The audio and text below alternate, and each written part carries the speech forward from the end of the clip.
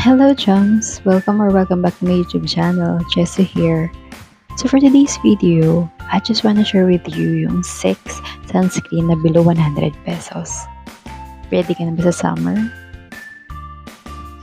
Below 100 pesos na 30 to 50 SPF sun protection na. So if you're still interested to know more about our products na i-review today, just stay tuned.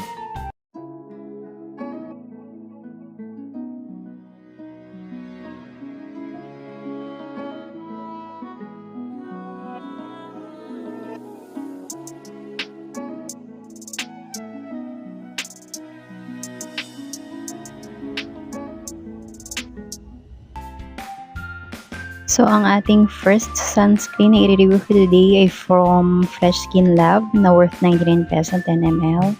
And ang packaging niya ay travel size na spout pouch na tinatawag. Bali chums, itong side lang ng face ko ang lalagyan natin ng mga sunscreen. So, yan ang texture ni Fresh Skin Lab. Very lightweight lang talaga siya sa skin. If you're familiar dito sa Jojo Aloe Eyes nila, same ng texture and yung effect niya sa skin na very lightweight and may cool effect sensation. So, ayan, parang hindi ka naglalagay ng sunscreen kasi lightweight talaga siya and ang bilis lang ma-absorb ng skin. For our second sunscreen, meron tayong galing kay Koji Sun Protection. Bali, 99 pesos din siya for 15 grams na. And same siya na Fresh Skin Lab na spout pouch ang kanyang packaging na travel size. Bali, yan ang kanyang texture. Hindi ko alam kung dahil mainit lang ang weather kasi ayan o, parang nagsiseparate yung oil dun sa product. And by the way, chums, ito nga pala yung ginagamit ko na makeup remover wipes in between sa paglalagay natin ng sunscreen sa ating cheeks. And balik na tayo sa ating video. Ayun yung sinasabi ko, nakikita nyo ba? Yung oil at saka yung products nag-separate siya. So, ganyan siya pag nilagay natin sa ating skin. I-blend lang natin mabuti para ma-absorb ng maayos.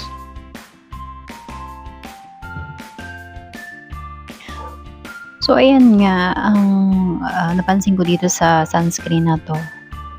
Yan, na fully absorb na siya ng skin ko. Meron talaga siyang oil. Lightweight siya, pero meron siyang oil. Ayan. For our third sunscreen naman is from Dr. Alvin Sunscreen. Kilala ko si Dr. Alvin sa kanilang mga rejuvenating kit. Pero I haven't tried pa yung kanilang mga products. So, first time natin itatry itong kanilang product, which is itong ang sunscreen. So, bali ganito ang kanilang texture.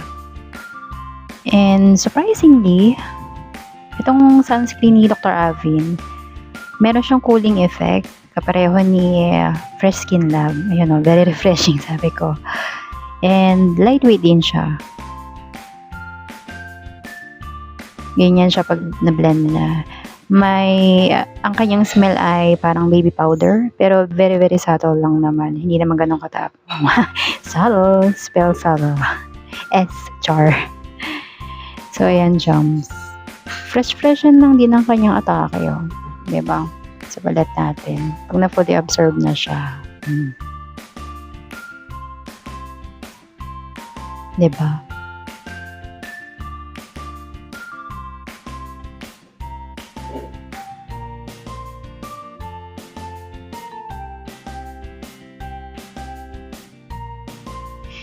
Sa ating naman pang fourth na sunscreen, itong kay Brilliant Skin Sunscreen Gel Cream na worth 89 pesos din na na siya, 10 grams.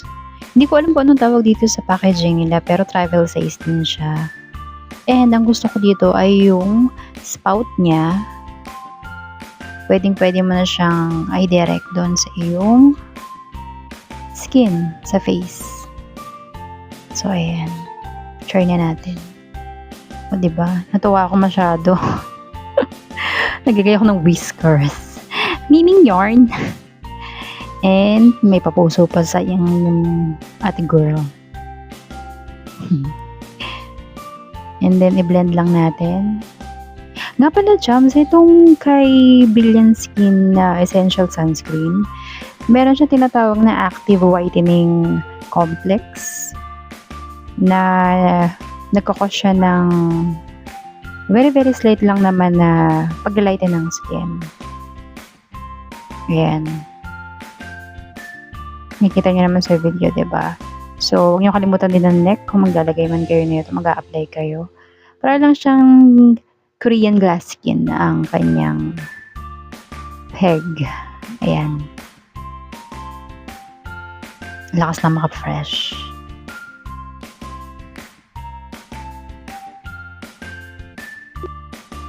Sa pang fifth nating sunscreen, meron tayong Derm Plus sunscreen na worth 67 pesos. 15 ml na siya.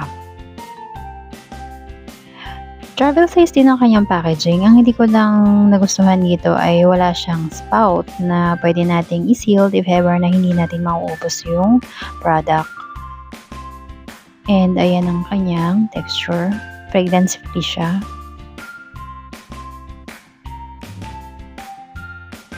Parang may slate white cast siya, chums. But lightweight din siya. And nga pala, pwede rin siya sa body. So, if ever na mapabili kayo nito, much better na maglagay ko sa katawan. Kasi pwede naman siya. And yun nga, hindi siya matatapon or masasayang. Kasi kung isang gamitan lang naman. Ayan siya pag na-absorb ng ating skin.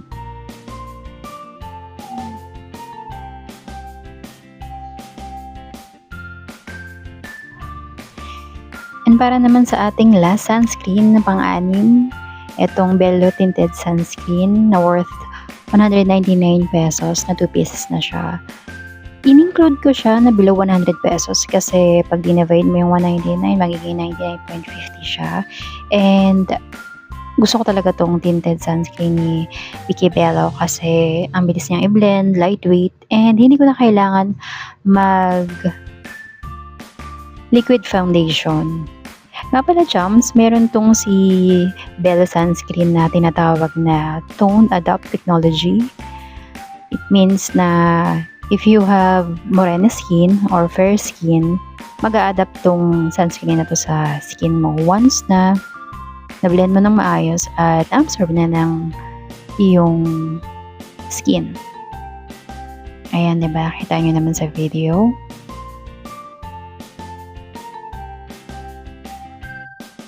Diba? Only Bello touches our skin. Pero Vicky Bello, baka naman.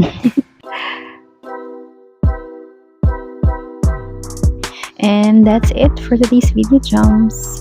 Ang ating 6 sunscreen na below 100 pesos. I hope nakahelp tong video na ito. If you think na nakahelp ang video na ito, don't forget to like and subscribe to my YouTube channel, chums. Huwag kalimutan magdala ng payong, sunglasses, and cap for protection din sa araw bukod sa mga sunscreen. And stay hydrated. Inom ng 8 glasses of water. Until the next video, chums. Bye!